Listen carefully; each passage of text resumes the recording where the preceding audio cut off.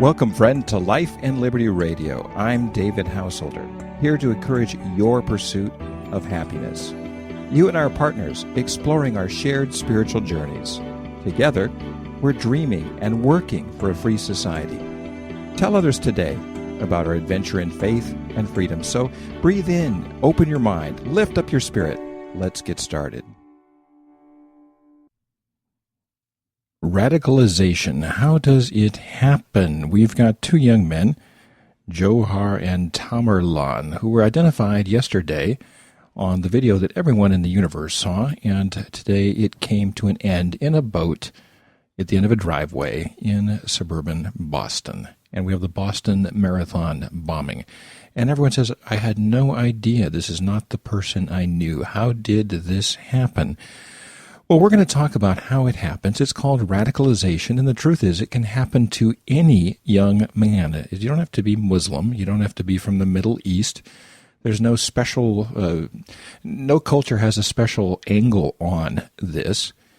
Radicalization is something that happens to young men that don't have older men around to keep them in line, because young men start to think that they know everything. Now, there's exceptions to this.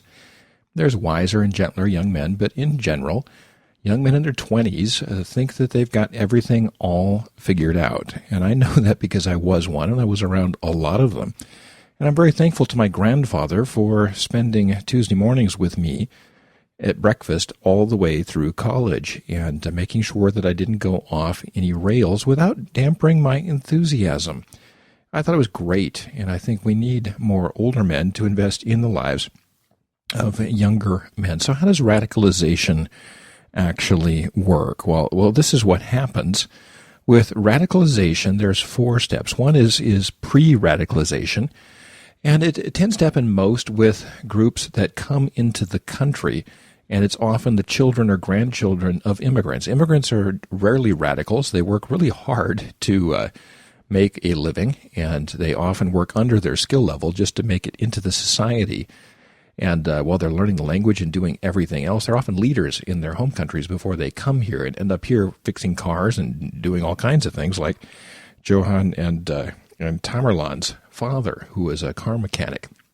We get people from Vietnam who are high government officials and come over here and run a shop, and that's just kind of how that works.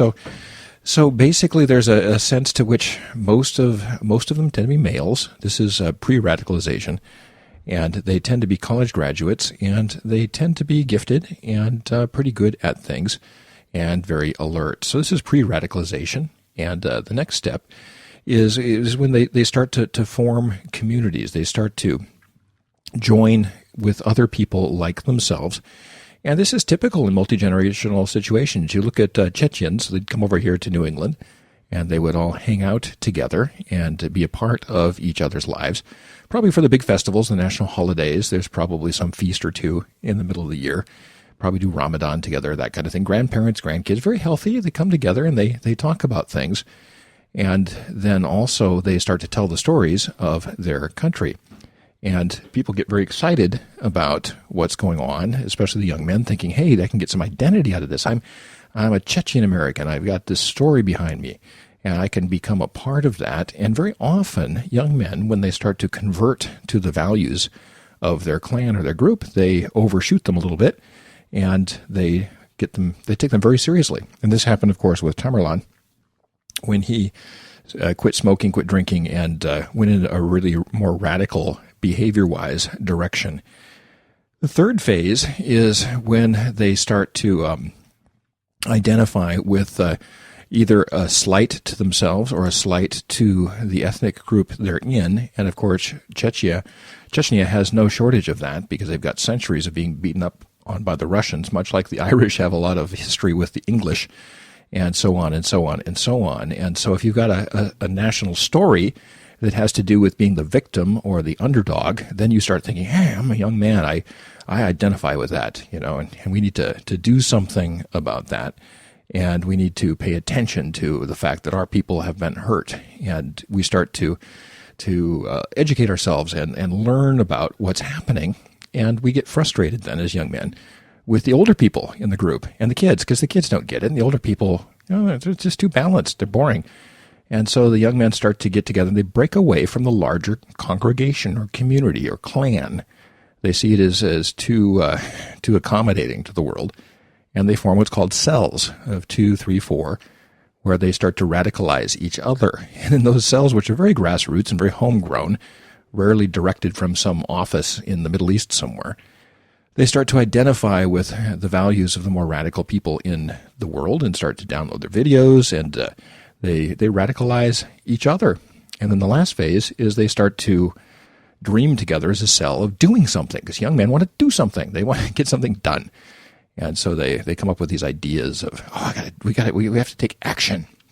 So they start to make plans. What would happen if we put a bomb at the end of the Boston Marathon, the focal point of the whole New England area on Patriots Day, and everyone will notice. And then, we'll get people's attention, and we'll talk about, what our country was about and why our country's been beaten up on. And we're going to make this work.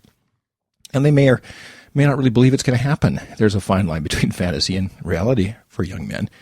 And the truth is, most young men start getting radicalized in steps 1 or 2 and just never go any farther. That's typical.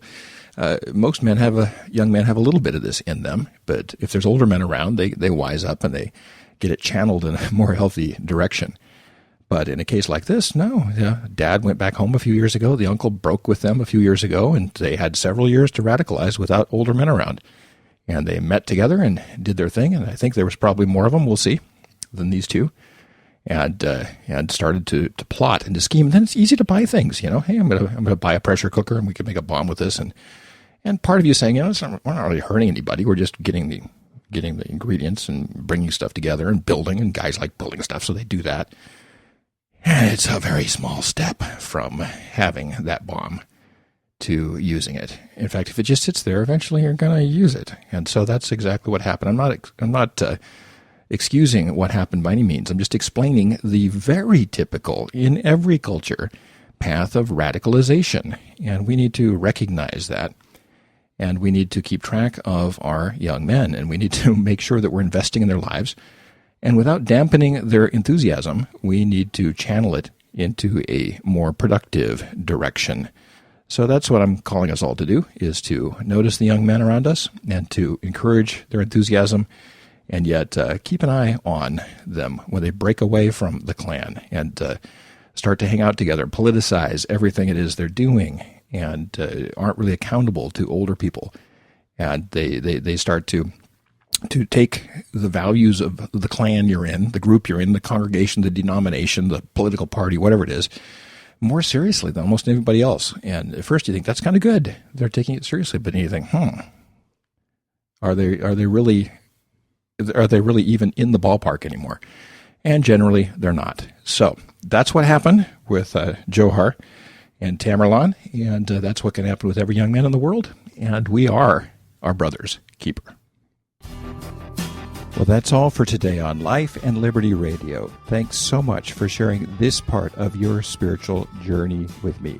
Now, the views on this program are not necessarily those of my advertisers, sponsors, places I work or do business with. They're purely my own, but I'm sharing them with you, so share your ideas with me. Write me on Twitter at Liberty House, LibertyHouse, no E. Until next time, let's continue dreaming and working for a free and spiritually grounded society.